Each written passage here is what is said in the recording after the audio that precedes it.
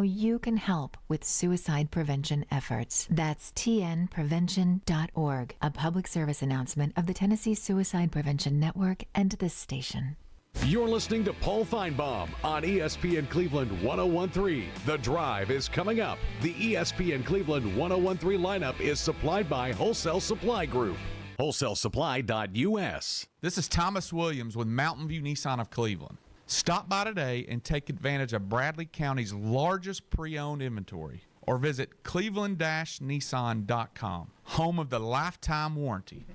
When it comes to protecting what matters most, it makes sense to choose an insurance agent that's a part of your community. Your local Allstate agent knows the ins and outs of both owning and protecting a home in your neighborhood. By choosing a local Allstate agent, you get an expert who knows the community and is committed to getting to know you. Which means George Gray can help you get the protection you want that fits you and your life. Are you in good hands? Contact George Gray, Allstate Insurance, today for a free quote. Hey, Andy Morris here. Join me along with my co-host on The Drive, presented by Hardees, weekdays at 5 p.m. on ESPN Cleveland 101.3. Cleveland and Bradley County's local sports show, weekdays at 5 on ESPN Cleveland 101.3. From the Kia of Cleveland Studios, this is ESPN Cleveland 101.3, WCLE HD2 Cleveland, W267BI Cleveland, ESPN Cleveland 101.3. The top of the hour is presented by Best Buy Metals, making the top of your house the best it can be. Visit bestbuymetalroofing.com.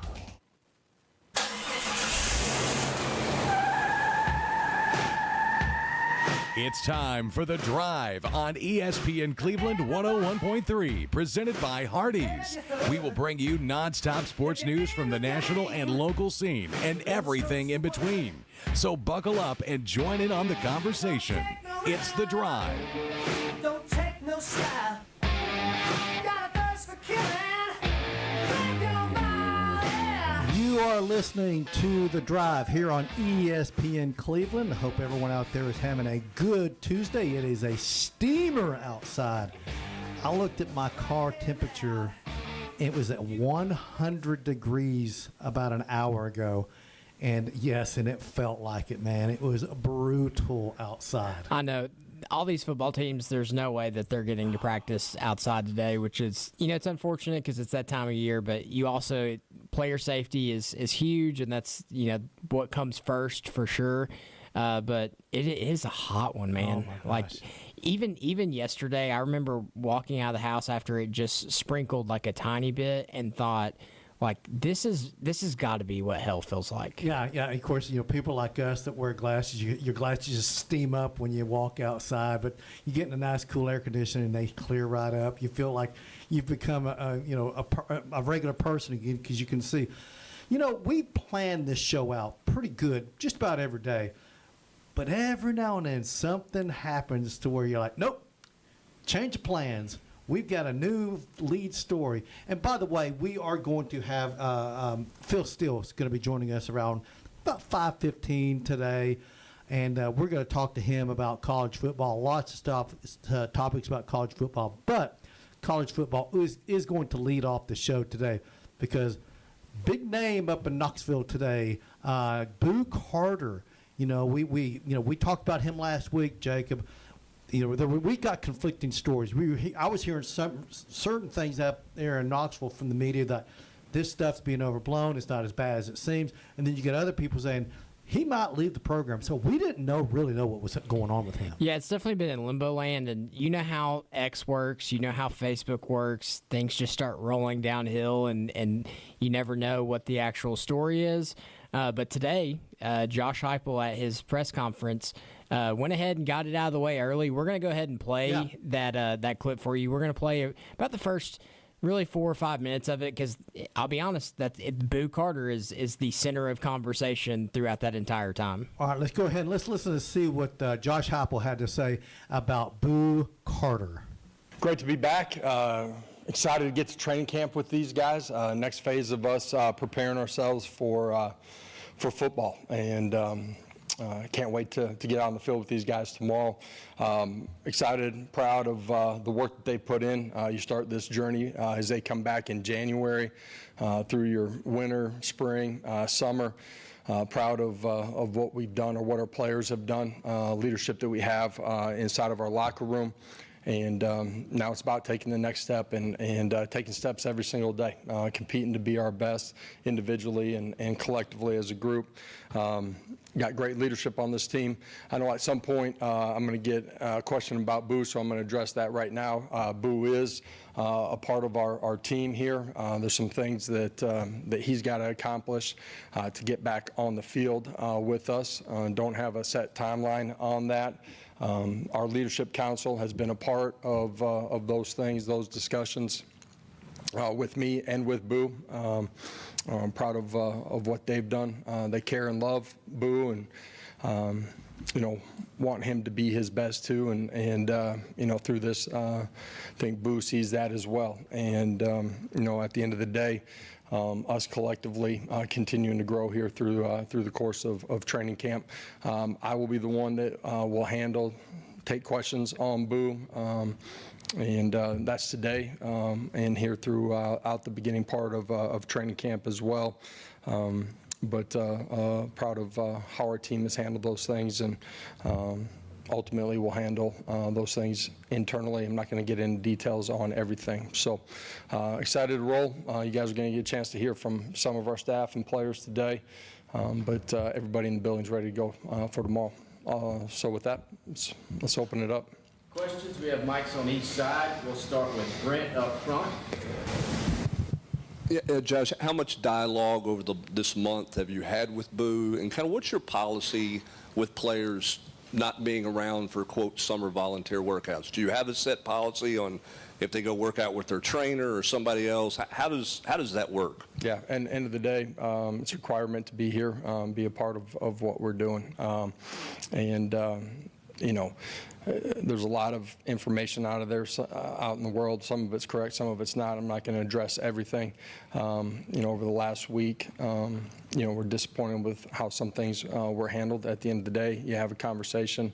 What does it look like moving forward? And that's all parties. That's our leadership council, Boo, and our staff. And so it's not about what yesterday was. It's about today, and we'll see as we continue to progress where that leads us. So have you talked to him before today? Or? Yes, I had. Okay. So you've been in contact with him the last week or so? Parts of it, yes. I'm not saying every day, but yes. John, then Ben. Yeah, Josh, do you always consult with your leadership council when you're making a decision involving discipline of player?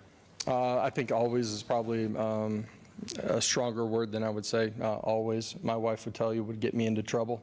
But I think each situation is unique, and I think, in leadership, it's important that you step back and, try to look at it from different angles as well. Ultimately, in this case, we had, conversations with multiple parties. So you could say sometimes or often? Yeah. Ben?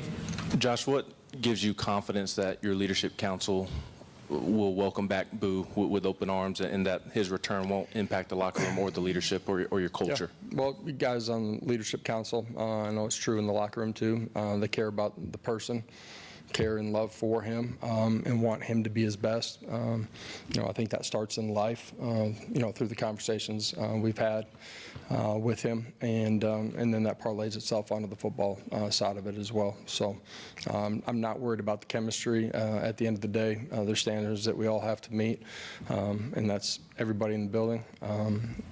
When somebody fails in that, whether they get another chance or not, that's, each situation is different.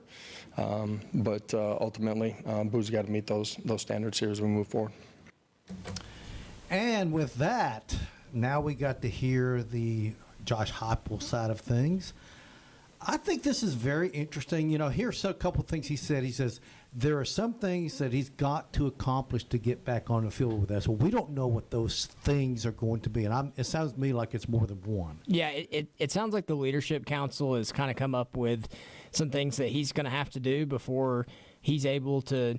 I don't know what on the field means. I don't know if that means back into a starting role. I don't know if that means back to practice. Yeah, it sounds to me it's back to practice. Yeah, so, but what can he accomplish to get back to? It sounds like they need him at practice. They need him at workouts. I mean, here's the thing. I mean, there are requirements, and he even said that. He goes, it's a requirement to be here. That's a direct quote from him. There are certain requirements you have to do to be able to compete on the field, on the playing field for playing time. And Boo Carter's going to have to do some stuff. I don't know what it's going to be. Maybe it's run the steps at Neyland Stadium. I don't know. Or it could be other things, maybe some community things. Who knows? But he's got some certain things away from the practice field that I believe he's going to have to accomplish before he's going to be allowed to practice with the team. That's what it sounds like to me. Yeah, so at bare minimum with this situation, he missed things that he was supposed to be at. Yeah. At worst, some of these rumors are true, and he had some other off the field issues. So that interview really didn't answer any questions, and I give Josh Heupel credit for that. Like, I'm not going to throw my player under the bus, especially with the intentions of keeping him on the roster. There's got to be some trust and some love there. So he's doing a good job saying, I'm going to take the brunt of this. I'm going to be the one that answers questions about this. If you have ones throughout the season or whatever, you can ask me. At the worst, some of the rumors true. At the bare minimum, he didn't show up to practice, which is against team policy. Yeah, and he said that it's a requirement. The stuff that he missed was a requirement. So there are repercussions when you do that. And listen, I don't know what Boo Carter was up to. Don't know. We probably will never know. We'll hear rumors. I don't buy into this stuff because people make up a lot of stuff. Let's just be honest. Social media is great, but man, a lot of people can just make up stuff. So I take everything with a grain of salt. I'm like, yeah, let me wait till I hear this from more than one source, credible sources, before I'm going to buy into it. Because, man, we don't want to be someone that throws stuff out there on the air when it's just pure 100% rumor. Yeah. But we don't know what he did. But obviously he missed required things going up in Knoxville, so he's going to have to make good, if you will. Listen, he's a superior talent. We know that. The kid can flat out play. And right now, there was all this talk about him playing two sides of the ball, playing defense, playing a little offense. We know he's a great punt returner. We don't know, is that going to mess it up? I don't know. Yeah, good news is he's back. For Tennessee fans, he's back. He's in the building. Hopefully he does the things that he's supposed to do to get back on the field, because when he was poised to be on the field, he's poised to be your starting star guy, which is basically like a safety linebacker mix. They have a lot of responsibilities. They're in on a lot of plays. He was going to be in the slot, potentially, helping in the running back position behind Carnes up in Knoxville. There's a guy, Deshaun Bishop, I believe his name is. We got to cover him at a Walker Valley game one time. Very talented player. Went from walk-on to now scholarship player and poised to get some touches there. But then on top of that, he's your punt and potentially kick return guy. That's so much production out of one player to potentially, honestly, if he's going to do all of that, if he's going to be all of that for the team, him going back and asking for a little more NIL money in today's era probably isn't the worst thing in the world. If you're going to ask me to be a defense player, offensive slot guy, your kick returner, and your punt returner, I may be coming back to the table saying, give me a little bit more money too. Yeah, and of course, around here, we all saw Boo Carter doing all that stuff around here. So we know what he's capable of. Now, up Knoxville, a lot of the fans up there, they heard about Boo Carter and how productive he was in high school around here. And all they got to see him was on defense. They didn't get to see this kid. When he's got the ball in his hands, he's a difference maker, man. He's got a different gear. You saw him, right? Oh, yeah. I mean, he's against Walker Valley? Against Walker Valley, honest to goodness, to me, that's what blew the door. He was what blew the door open. So you have a 93-yard kick return who he makes just everyone look silly on. He's got a 60-yard touchdown catch that he had. You see him week after week after week. When he got the ball in his hands, he was almost untouchable. It was like if you wanted to touch him, it was going to be the time he got to the sideline and said, all right, let's line up and do it again. Absolutely. I can't wait. We're going to be following this all week long. Hey, we're going to take a break. When we come back, we're going to talk with Phil Steele of the Phil Steele College Football Preview Magazine. You're listening to The Drive here on ESPN Cleveland. We'll be back after this. The Drive will be back after a quick timeout. Stay tuned for more nonstop sports talk on The Drive, presented by Hardees. Hardees is hiring. Join the Star Team. Flexible scheduling, daily pay, free meals, 20% family discount, plus paid vacation for part-time and full-time employees. Apply in-store or online at hardees.com today. Hip or knee pain holding you back? There's a new reason to feel hopeful. Dr. Andrew Carlone is now part of the team at Center for Sports Medicine and Orthopedics in Cleveland. He brings advanced training in total hip and knee replacement, including minimally invasive techniques that get you back on your feet faster. Let Cleveland's orthopedic experts help you live your best life. Call 423-624-2696 or go to sportmed.com to book your visit now. Make sure your vehicle is winter ready with a visit to Cleveland Tire Center, providing full-service auto care, including oil changes and brake service, plus a lot more. Cleveland Tire Center, North Lee Highway, Cleveland, where the name says it all. We tend not to think about right now, but right now in front of us is victory over cancer. Right now, cancer research funded by the V Foundation is leading to better treatments and saving lives. When you give to the V Foundation, 100% of your donation goes directly to game-changing cancer research. Victory over cancer is there for the taking by you. Donate at V.org, because today's cancer research is tomorrow's victory. Don't give up. Don't ever give up. Do you suffer from unsightly leg veins? Are your legs turning brown or swelling? Do your legs feel heavy, tired, or achy? Do you have restless legs or leg cramps disturbing your sleep? These symptoms are signs of bad veins. Dr. James Gooden at Milligan Vein offers an office treatment that can make you look and feel better, and your procedure is covered by most insurance. Find more information online at milliganvein.com or call Dr. Gooden today at 423-961-5682 and get rid of those bad veins. The Cleveland Regional Jetport offers conference and party room rentals. Their corporate conference room can host up to 50 people and has multimedia connections. The Jetport also has a perfect room with a beautiful view for hosting special parties and bridal and baby showers. Let the Cleveland Regional Jetport host your next event. Find out more at clevelandregionaljetport.com. That's clevelandregionaljetport.com. Duracell in Cleveland is now hiring mechanical skilled technicians, $22 to $27 per hour. Excellent benefits beginning day one. Medical, dental, vision insurance, paid vacation, holiday pay, 401k, tuition reimbursement, and more. Apply now at Duracell.com. That's Duracell.com. And we are very, very pleased to have the publisher and editor of Phil Steele Publications, most notably Phil Steele's 2025 College Football Preview Magazine. By the way, Volume 31 is currently available all over Cleveland. You can go to Books A Million, Walmart, Publix, Food City, you name it. Anywhere where books and magazines are sold, that's where you can find it. And Phil, thank you very much for coming on to join the drive today. Hey, a real pleasure. Always enjoy it. And a quick note there, it's only available at Barnes & Noble and Books A Million, only 2 locations. Okay. So Barnes & Noble, Books A Million are the only 2 brick-and-mortar places. Gotcha. Okay, listen, we have seen some of the competition in your business go away over the years. Publications like Street and Smith, the Sporting News, and others. Obviously, Athlon and Lindy's are still around. What do you think is the reason that you've been able to survive in this digital world with the hard copy version of your magazine? You know, I think the biggest reason, especially in the age of the Internet, everybody says, oh, I could just look up stuff on the Internet.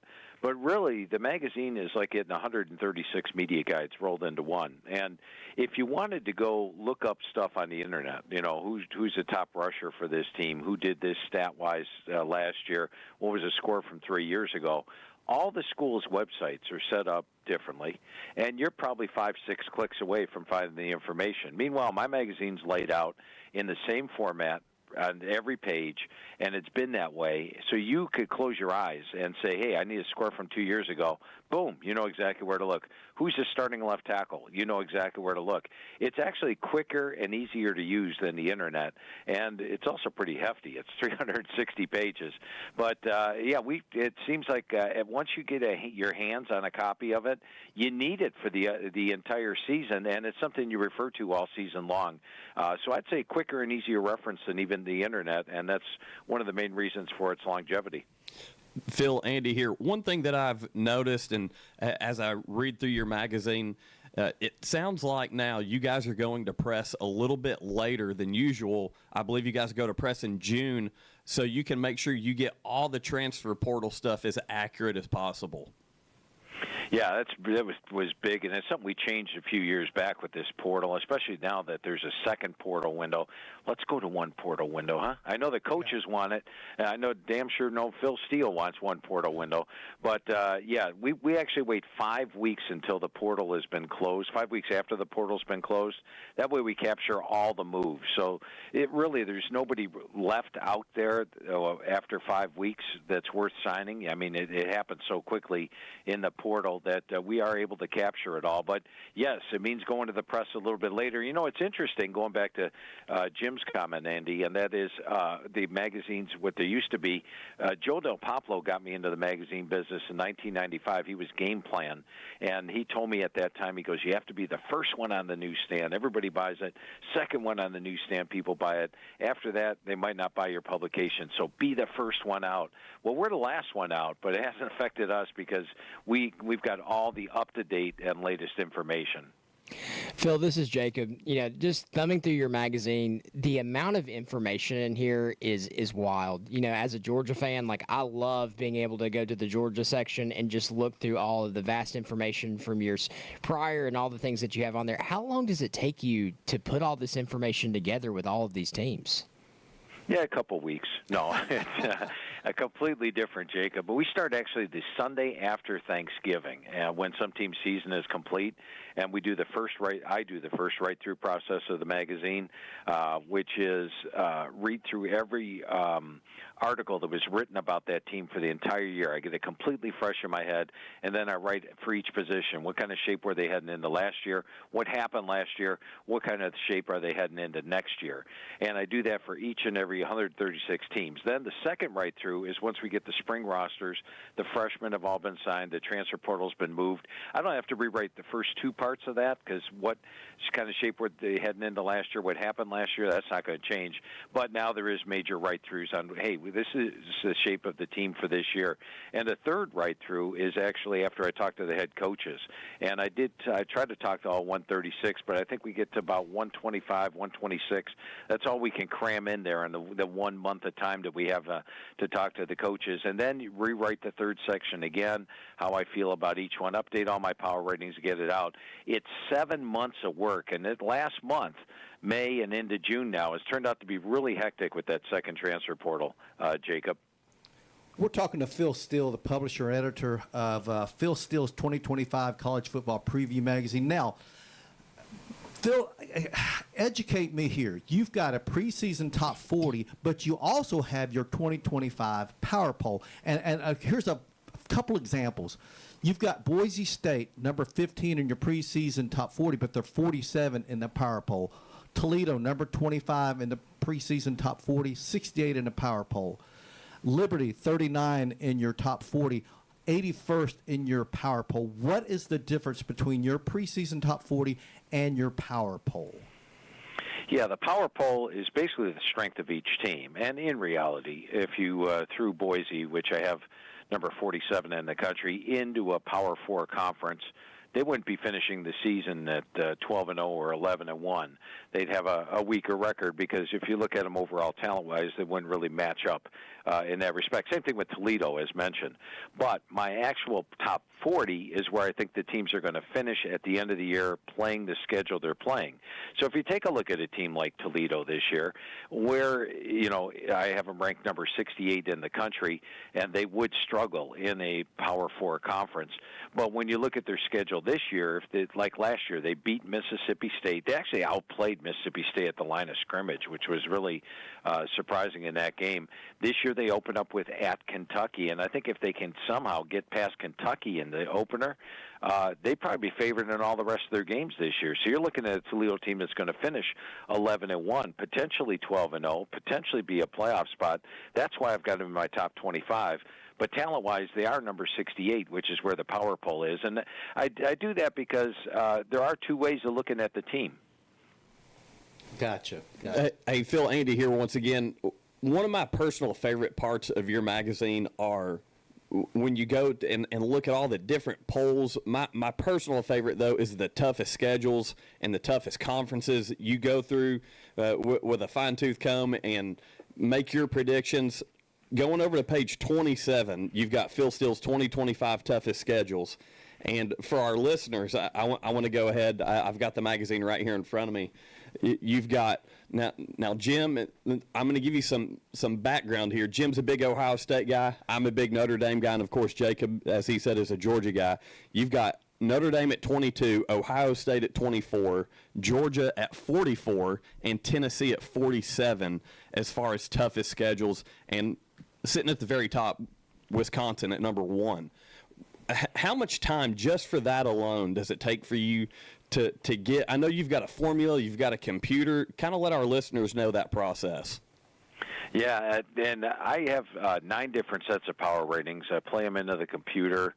We come out with averages, means, everything spits it out. Come up with the computer's formula, and then I have to look at the schedule as well, make sure that, hey, yes, that is the case. And let's take a look at Wisconsin, which I have playing the nation's toughest schedule this year. In non-conference play, they've got a pretty easy match. They play Alabama on the road. They play Miami of Ohio, a team that was in the MAC title game last year. And then in Big Ten play, they basically play all the big boys. They don't miss any of them. I mean, they're playing Ohio State. They play Oregon. They play Indiana. All 3 teams made the playoff last year. They play playoff contenders like Washington, Illinois, Iowa. Heck, even Minnesota is a team that could come into that mix. They've basically got one Big Ten team, which you would say, hey, that's one of the weaker ones. That's Maryland. But they're playing 8 brutal Big Ten games, all pretty much back-to-back, and they've got some very tough road trips as well. So it's the toughest schedule in the country, and definitely going to be tough for Luke Fickell. Phil, it's Jacob again. I'm just at awe at how much information is in the magazine. So for our listeners, like everything that you would want to know in college football, go pick this thing up. But what is your favorite thing to write in this book? You've got so many different topics, so many different teams. Like, what's your favorite aspect of the magazine that you enjoy writing the most? I'll tell you, my favorite part of the magazine overall is just talking to the head coaches, because on the average, the calls last about an hour, and what I do is I send them my team pages, and it's got all my players on them and all my player notes and every stat and everything you could play about the players, and then I say to the coaches, okay, let's go over to players, give me strengths and weaknesses of each of the players, put me in order. If I've got a guy second team and he's really third team, let me know. If I've got a guy third team, he's really going to start, let me know. And then tell me how you feel about the position. And I just think being granted basically about an hour per coach, that amount of time to spend with the coaches, I find invaluable as far as putting the magazine to go. And it's such a grind. It's 7 months of a lot of hours each and every week. There's no downtime at all. Talking to the coaches is definitely my favorite part of the magazine. Well, Phil, you say you spend about an hour talking to each coach, and I read in the magazine that out of 136 FBS head coaches, you interviewed 125 this year. That's insane. Yeah, and all pretty much in the month of May and then into the first week of June. So I'll give you an example. Like I didn't get to talk to Coach Sarkisian this year at Texas, but the second week of May, we had a scheduled call for 2 o'clock. He had a recruit come up. He's like, hey, let's reschedule it for 4 o'clock on Friday. Oh, I have a coach at 4 o'clock on Friday. Okay. We throw times at him. He threw times at us. And then every time we came up with a time, something happened, and boom, I didn't get to talk to him. We just ran out of time at the end. So it was it happens with the coaches where trying to fit their schedule and my schedule together all in a 5-week span to get through all those calls, it makes it quite hectic. Phil, you've got Penn State #1 in your top 40 and also in your power poll. So you see polls all over the place, and literally I'd say about 85% of them have Texas #1. What separated Penn State from Texas in your mind? Well, first of all, Texas lost a lot to the NFL draft. I think they lost 12, 13 draft picks, like Ohio State lost 14. They also have a first-year starting quarterback. Now, granted, Arch Manning is everybody's favorite, and they do have a tough defense. But when I look at Penn State, they have what Michigan and Ohio State had going for them the last 2 years. 2 years ago, Michigan had a lot of players turn down the NFL, senior-laden, homegrown group. And by the way, this year I did put an emphasis on homegrown teams. And what I mean by that is players recruited as freshmen have been there. They're not relying on the transfer portal. They use the transfer portal, but only to supplement. The majority of the team are homegrown players, so there's that great team atmosphere you got going for you. So anyway, Michigan had a lot of players turn down the NFL. Last year, Ohio State, they wanted that pair of gold pants. They didn't get it, but they did win the national title. They had a lot of players turn down the NFL and return. Penn State, same thing. They only had 5 players lost to the NFL. Danny Dennis-Sutton, defensive end. Zane Durant, defensive tackle. I could go on and on. They're loaded with NFL draft picks on this team. A lot of seniors, all homegrown. Drew Allard, they've got a veteran quarterback. You look at all the top teams in the country.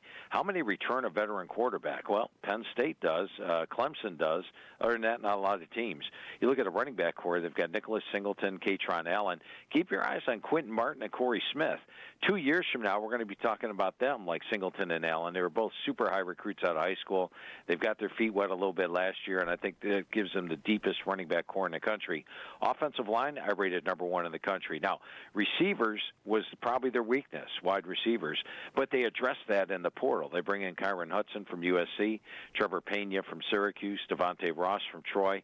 Now, all of a sudden, they've got a good receiving core to go with it, and they're just a complete package. Defensively, they've got an outstanding D. They do have to play Ohio State on the road, may even be an underdog in that game, but I think Penn State's got the best talent in the country this year, and I see James Franklin breaking through. He's had a lot of close games against Ohio State, but I think this year they break through.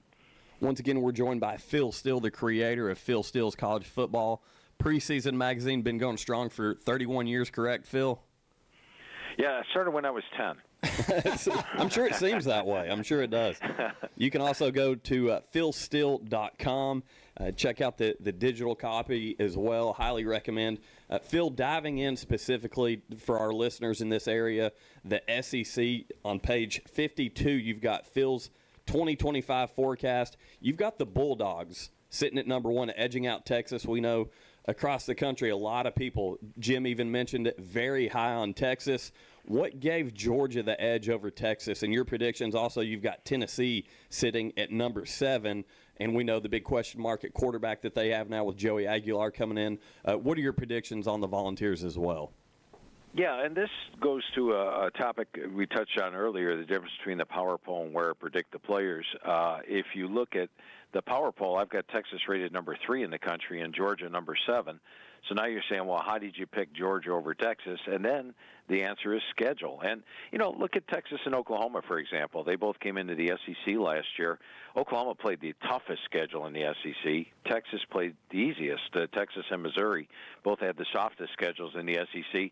Texas had a great year. Oklahoma struggled. When you look at Georgia, last year they had 3 road games against their 3 toughest opponents. They had to play Ole Miss, Alabama, and Texas all on the road. they lost 2 of them, and that was one of the reasons Georgia had a struggle to get into the SEC title game. This year, their 3 toughest opponents are Alabama, Texas, and Mississippi, but they get them all at home. And between the hedges, Georgia hasn't lost in 5 years. Now, they don't have the star power that they had a couple years ago when they were winning back-to-back national titles, but they do have a lot of talent. And a big fan of Glenn Schumann, the defense coordinator for Georgia. I think he's got a lot of talent there. Gunnar Stockton should do well. And as mentioned, the schedule is big because Texas has had some problems getting past Georgia. They lost to them twice last year, and now they got to win between the hedges. Texas is a team, though, very talented. Might have the best defense in the country. Offensively, I do think Arch Manning's going to do well. They've got my question mark would probably be the offensive line. They lose 4 starters off the offensive line. That's going to have to come around quickly. And if you're looking, SEC, I think Alabama's a team to watch. They've got every unit ranks in my top 10 in the front of the magazine, with the exception of quarterback. And I do think that their quarterback, Ty Simpson, might be a better fit for the offense. By the way, they bring in Ryan Grubb, the offense coordinator from Washington, and Kalen DeBoer. Ty Simpson probably a better fit for the offense than Jalen Milroe was. This is a very dangerous team in Alabama. But as mentioned, they do have to play Georgia on the road this year as well. So, talking about the Vols, they've had a very interesting offseason with the quarterback departure. Off of a historic run, kind of getting back in the mix into the college football world. Kind of talk on what you think their season is going to be like this year. Yeah, I think they have a chance of contending for a playoff spot once again, provided the QB play comes along. Now, Aguilar is a guy that there's 2 question marks I have with him as the starting quarterback if he beats out Merklinger. And the first is he had a 33-10 ratio back in 22. Loved him. Last year that dropped. He only had a 23-14 ratio. Bit of a concern there. Didn't have as good a year. Then he was learning the App State offense. Now this spring he learned the UCLA offense. Now he's got to learn the Tennessee offense. A lot of quarterbacks say, hey, I'm on my 3rd offensive coordinator in 3 years. Heck, he's on his 3rd offense in 1 year, so that's going to be tough. Plus, they lose Dylan Sampson, their top running back, who set the Tennessee record last year. They lose their top 2 receivers. They lose 4 starters off the offensive line. So there are question marks that you have with Tennessee. But you look at the schedule, I think the key games are going to be that Georgia game in Week 3, if they can somehow beat Georgia, and then the Oklahoma game on November the 1st. Other than that, I do see them probably losing at Bama, at Florida. But if they can win those 2 home games, and Tennessee's been pretty doggone good at home, 20-1 over the last 3 years. If they win those home games, I think they're a playoff contender. Lose those home games, though, and having to play Alabama and Florida on the road, now all of a sudden you're looking at maybe an 8-4 team, which is why I picked them 7th in the SEC. And by the way, being picked in 7th in the SEC is not a bad thing. There's a lot of good – you guys may not know this, but there's a lot of good teams in the SEC. Absolutely. All right, final question for you, Phil. What's your opinion about the 12-team playoff? Last year it was interesting that all the bye teams lost, and I also didn't like the seeding. I don't think there was any I thought Penn State had a better seeding than Oregon did in the playoffs because, Oregon drew Ohio State in the first round, and Penn State was playing couple of easier opponents. Notre Dame as well played a better schedule. So I think they do have to work. They did work the seeding thing out, though, so that'll be good. It'll be interesting to see how the bye teams fare because, let's face it, last year some of the bye teams were underdogs in the first round. That's why they lost. But then, Oregon losing to Ohio State like they did, and then Georgia losing to Notre Dame like they did, you wonder a little bit about that. But overall, I thought it was good. It brought up the excitement of college football. I do hope it doesn't turn into a battle of attrition as far as the playoffs go. Notre Dame was down their top defensive lineman, top offensive lineman when they played Ohio State. Could have been a closer game maybe had those guys been playing. In the FCS playoffs, I've seen attrition a couple of years back. The third-place team in the division in the Colonial Conference was playing in the title game because they remained healthy and all the other teams got banged up. I don't want the healthiest team winning the title. I want the best team winning it. But overall, I thought it went pretty well. What was your opinion? I liked it. I mean, I'm glad they're going to do the seeding properly, if you will, this year. I don't know if we're going to go to 16 anytime soon, but personally, I think it's good for college football that more teams have an opportunity to get a tournament like this. Yeah, I would agree with that. And I was a 4-team proponent, but it seems more fun at the end of the year. More teams are involved. Absolutely. Phil, we thank you very much for coming on with us today, man.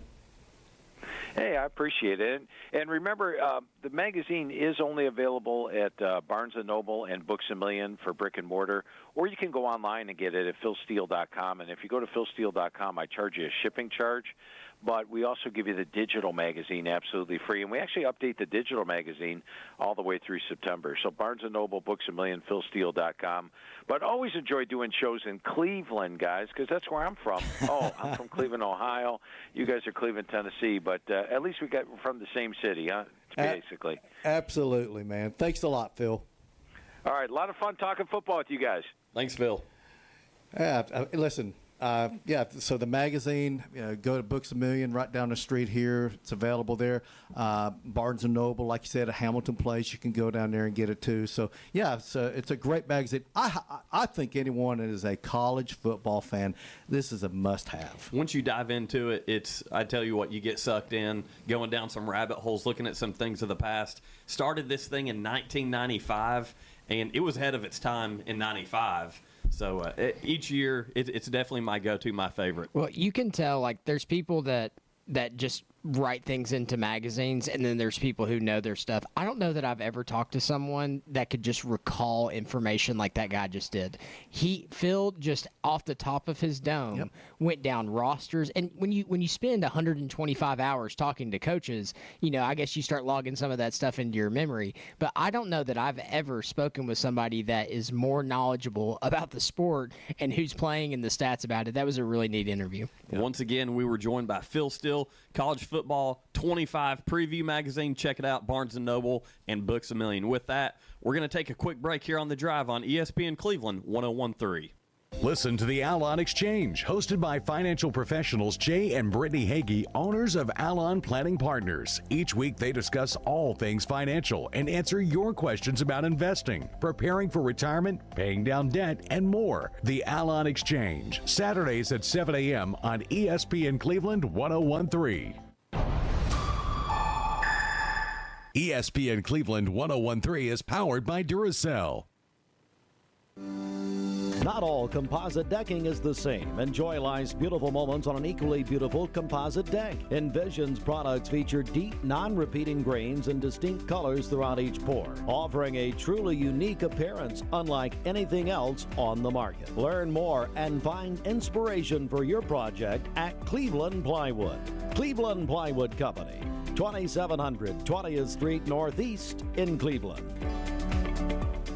For a quarter of a century, Mix 104.1 has been taking you out to the ball games. Swanson to first. The Browns are world champions. Since 2000, Mix 104.1 has been the home of the Atlanta Braves, and we're celebrating by giving away tickets to Atlanta Braves games all summer long.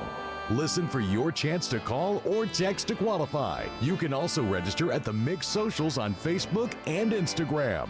Braves 25 is presented by Cleveland Ford. Honest people, honest deals.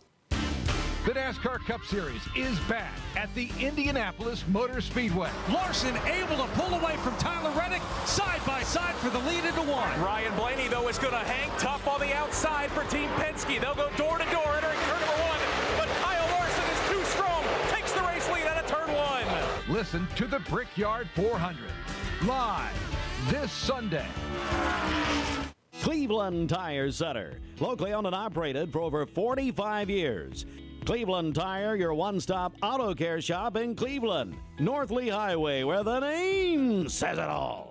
You work hard, you take care of your family, you handle business, but when's the last time you took care of yourself? At Magnolia Dental Center of Cleveland, we get it. You don't need pampering. You need honest, high-quality dental care that fits your life. No lectures, no pressure. Just a team that respects your time and gets the job done right. So don't wait until it hurts. Call Magnolia Dental Center today. Take care of your smile like you take care of everything else. Call 423-476-3307 or visit MagnoliaDentalCenterofCleveland.com to schedule an appointment today. Welcome back to The Drive, presented by Hardees. Join the conversation. Text 423-749-1013. You can also listen anywhere on our website, ESPNCleveland1013.com.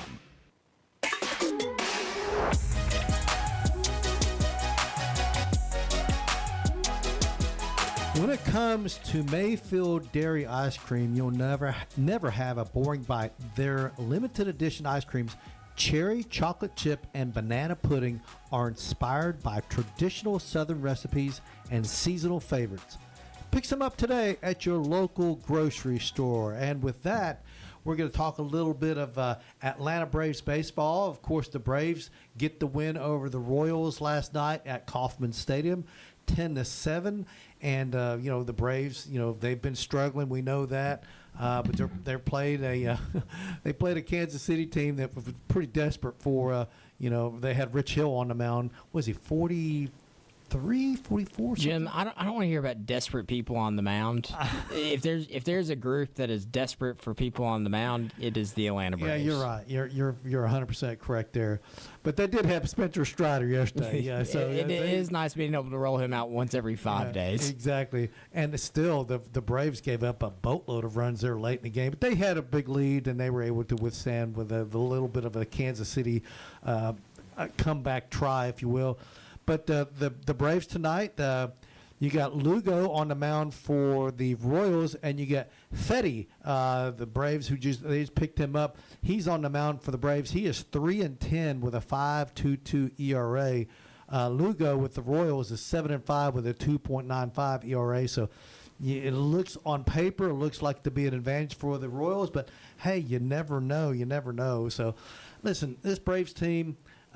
It's just one of those things where it's not going to happen this year. The postseason is pretty much out of reach unless something ridiculous were to happen. And the Braves would have to go on one of their an historic run in August and September to make it. And you'd have to have a lot of teams ahead of you have some pretty torrid stretches of ineptitude on their play on their way too. But I just don't think this is a season that the Braves really have much of a chance. Yeah, it's tough when you don't have anybody that's left on your starting rotation from day one. Spencer Strider didn't start the season off, so you've got everybody else is on the IL. Like it's hard to get much done. I'm not saying that that's the only reason the Braves have not been good. There's been lots of lulls with the bats. There's been times with inconsistent run production, being able to, the LOB is one of my favorite stats in all of baseball when it comes to being left on base. Yep. When you leave guys on base, it's going to come back and bite you in the butt. When you got guys in scoring position, you got to play ABC baseball and figure a way to get them in. There's one stat that I pay attention to probably more than the average fan does. I look at how many times the team struck out.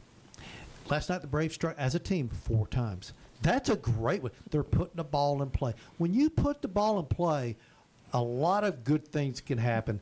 When you strike out, whatever guys are on, they're not moving unless they're on, stealing a base while the pitch is being made.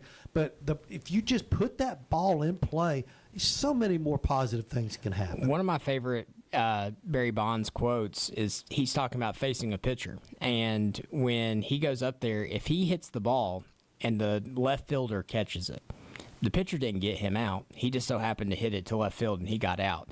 When you put the ball in play, you're now taking it out of the pitcher's hands and you're putting it into the hands of the defense, and you don't know what's going to happen. It could hit the gap. It could go over the fence. It could hit off the top of somebody's glove.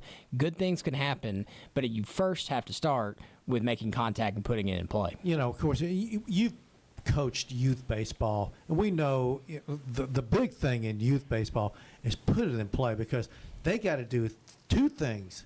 They've got to field it and throw it. Yeah. And the odds of both of those happening flawlessly are much less as when they're a lot younger. So I used to tell my kids, if you just put it in play, you've got a real good chance to make it to first base. Yeah, and it's kind of like the 2 core things of baseball that start down in early ball to middle school where I'm at. The 2 things you want one from a batter and one from a pitcher. I want my batter to put the ball in play because good things can happen. As a pitcher, I just need you to throw strikes. Yes. We go out there and practice. Do not give free bases to the other team by us not being able to throw. If you throw a strike and they put it in play, great. We've practiced and we've prepared for that. We know where to go with the baseball. If you walk them constantly, all you're doing is putting guys in scoring position. Yeah, and we all know that kids love to throw the fastball and think how fast I can throw it. Slow it down a little bit, increase your accuracy, and a lot better things. And listen, you could throw it past the kid, but if all 4 pitches you throw are out of the strike zone, they're on first base. You threw really hard, but they're still at first. So, yeah, I used to talk about that. And it's so funny. Do you remember, you probably don't remember, there was a guy, and he was a big-time radio guy here in this town. His name is Corky Whitlock. Name sounds really familiar. Corky Whitlock. He was so good at doing this. He would evaluate his kids early on. And if these kids were swinging the bat, just could not make contact with the ball, he goes, we're going to make him the best bunter in the whole city of Cleveland. Put that ball down, bunt it. Ball in play. Now they got to do 2 things. They got to field it and throw it. And it was amazing how he used a small ball. He beat so many teams with small ball. It was ridiculous. And because he was adamant. He did not want a kid to strike out. Yeah, Travis Adams at Bradley, to me, is one of the best small ball coaches probably, in our area. It's in my opinion, it's not close. I remember he took a team who offensively wasn't great, but they won a lot of ball games 1-2 or 3-1, and they went all the way to the state finals. So when you can figure out how to do the small things right and just put the ball in play, and you handle what you can control, a lot of good things happen. Okay, I want to talk to you a little bit. We didn't really get into this yesterday, so I want to talk about it today, about the blow-up between Bryce Harper and Rob Manfred. Rob Manfred went into the Phillies clubhouse and started talking, and apparently Bryce Harper, he sat quiet. Here's the exact quote. He says, quiet for a majority of the meeting, Harper, sitting in a chair and holding a bat, eventually grew frustrated and said if Major League Baseball were to propose a salary cap and hold firm to it, players are not scared to lose 162 games. Well, that depends on how big of a star you are. Now, he's got the money, but if you're a guy that just got called up, what is their AAA team? Reading, I think, Pennsylvania? You just got to the big leagues. You don't have that financial thing to fall back on. Those guys couldn't sit out for 162 games. But he goes, Harper walked towards the middle of the room, faced Manfred, and said, if you want to speak about that, you can get the blank out of our clubhouse. Manfred, according to a lot of sources, responded that he was not going to get the blank out of here, saying it was important to talk about threats to Major League Baseball's business and ways to grow the game. Now, every sport, hockey, the NBA, and the NFL all have a salary cap and a salary floor. Major League Baseball does not have it because they've collectively bargained not to have that forever. And we see the advantages of being in a large market, have a lot more financial abilities to pay kids. Listen, the Dodgers can afford to blow it on a free agent. They missed the guy. He's not as good because they've got someone else that they can put in his place. A market like Pittsburgh, Cincinnati, Kansas City, Milwaukee, they don't have that wiggle room. If they miss on a free agent or they miss on someone, it sets them back big time. That's the biggest difference between the NFL and Major League Baseball. Not that the Dodgers, the Yankees, the Red Sox are going to win the World Series every year, but they're going to be in contention literally every year. Yeah, Andy feels differently than I do. Andy's stance on this is that it's a part of baseball. It's what they fought for a long time, and it's what makes baseball special. Not having a salary cap. I'm on the opposite camp. I am too. I'm in your camp. I think there should be a cap. I'm okay with it being really high. I'm okay with it being a very high cap. Like, I want players who deserve to be paid to be paid.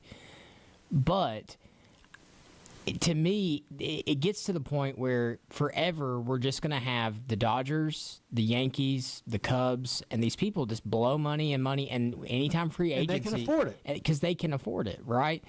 And so, but I'm also of the camp, I want a floor. And I want teams to actively have to go out there, like the Oakland A's, the Sacramento A's. They're one of the cheaper franchises out there. Anytime they get talent, they trade it off. The Braves are a perfect example. Look at Matt Olson. Look at the catching position.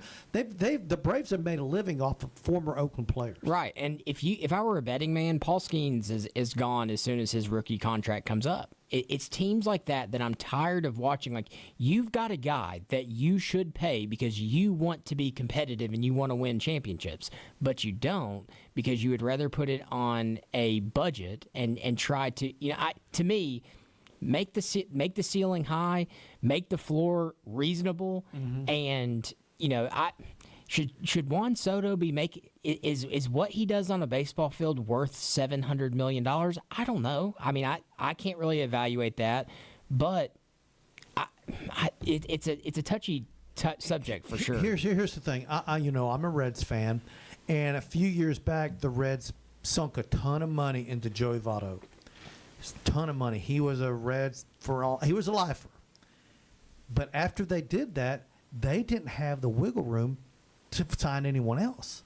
They just didn't. So the Reds struggled mightily after that big contract they gave Joey Votto.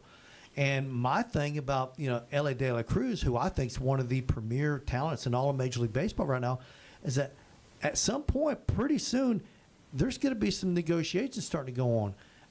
I don't think the Reds will pay him. I really don't. I think the Reds will end up trading him to the Los Angeles Dodgers or the New York Yankees or the Chicago Cubs or the Boston Red Sox or someone like that. And they'll get some really good prospects back or some really good players that have established themselves. But it's just one of those things where when I see an elite talent like that, I know how Cincinnati is notorious cheap ownership, and they won't pay the big bucks because when they have done, they've been burned. I like watching homegrown talent stay home. So think about Acuna. Like, in a couple of years, he's going to come knocking and saying, it's time for me to get a pay raise. Especially when he says, I'm better than Juan Soto. Yeah. And so if that's the case, then we're talking about he's going to want Juan Soto money. Mm-hmm. If the Braves are not willing to pay that, and because there's no salary cap, there will be a Dodgers, there will be a Yankees, there will be a Boston Red Sox, there will be somebody that is willing to dish out the money for a once-in-a-generation type talent like Acuna, and a guy that should retire in a Braves jersey. And this happens every year. There are guys that come up in organizations Freddie Freeman, who should be lifers, but then because there's no salary cap, these teams like the Dodgers can just defer money forever and ever and ever. To me, I think that there should be some, because then there's some strategy in play of who you can go get. What if you want to do the luxury tax like they do in the NBA and you want to pay? Sure, I'm fine with that, but I'm tired of watching homegrown talent go to a blue uniform or to the pinstripes just because they have more money than sin. And that's where I think the salary cap is bad for baseball because, listen, the Dodgers probably make more money in April and May than the Cincinnati Reds make for the entire season. They just do. I mean, they play in the second largest market in the entire country. They play in the largest stadium in all of Major League Baseball. They average like 48,000 fans per game. And, they've got great TV revenue that's coming in there. So they've got such an advantage over medium and small market teams. Think about how much money the Yankees make off of people just purchasing their hats, because it's one of the most iconic hats in the world. When you think of a hat, like just say picture a random hat in your head. The Yankees hat or the Dodgers hat's coming up. They probably make enough money off of the Yankees hat sales to fund a Cincinnati Reds organization. Go to the New York Yankees website and click on Yankee Stadium's seating diagram and click on the seats right around home plate near the dugouts. They're asking $600-700 per seat for a regular season game. So the Reds, they might charge maybe $100 for some of those seats. So you've got a larger fan base who's willing to overpay to sit in the absolute best seats in the house, and the revenue there, and plus they've got what's the TV market there in New York? What's it called? What's their TV network anyway? So they've got like the Yankees, like the Yes Network. The Yes Network. It's the Yankee Entertainment, I think, Sports or something like that. But it's the Yes Network. It's what the Yankees are on. they print money. Yeah. They print money. And so there's a big advantage for them over the Braves. The Braves are not a small market. They're a larger market, but they don't spend like the Red Sox. Listen, Atlanta is literally the same size as Boston. Yeah. But the Braves don't spend like the Boston Red Sox do. Yeah. They just don't. And again, talking about homegrown talent, like Max Fried should be in a Braves uniform. Mm-hmm.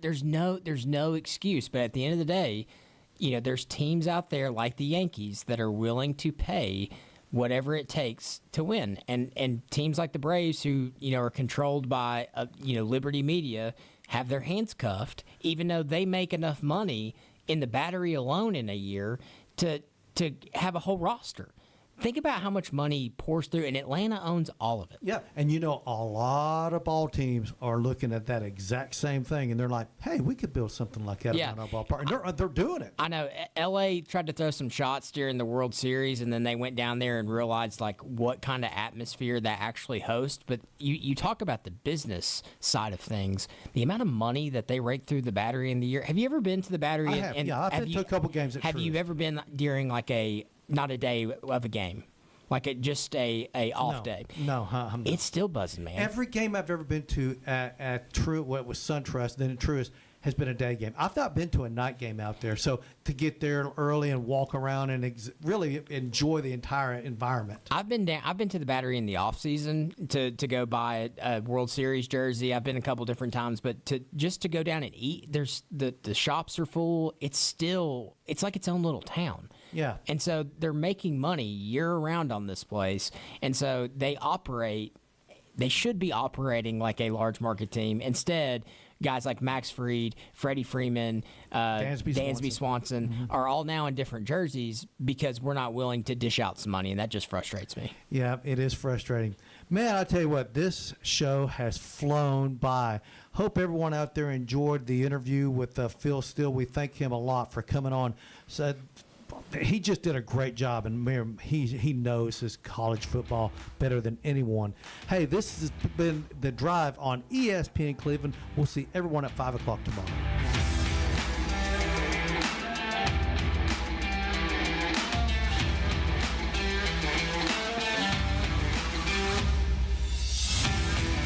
It's time for a Don Ledford of Cleveland traffic update on ESPN Cleveland 101.3. Don Ledford Chevrolet Buick GMC, located on North Lee Highway in Cleveland. Or visit donledford.com for details. Don Ledford, where we say yes. It's on-time traffic with Commander Chuck. Good afternoon. It remains busy over here going outbound on East Brainerd right when you come off the interstate. It's heavy as expected northbound. 75, still some volume pushing over White Oak Mountain up towards the Cleveland, Bradley County area. You're actually 75 around Shallowford and down in northern Catoosa County. A little bit earlier, troopers were out. Hey, Rick's Lock and Key, Chattanooga's leading locksmith. If you get locked out, it's okay. Just call Rick's Lock and Key 24 hours a day, 892-1700.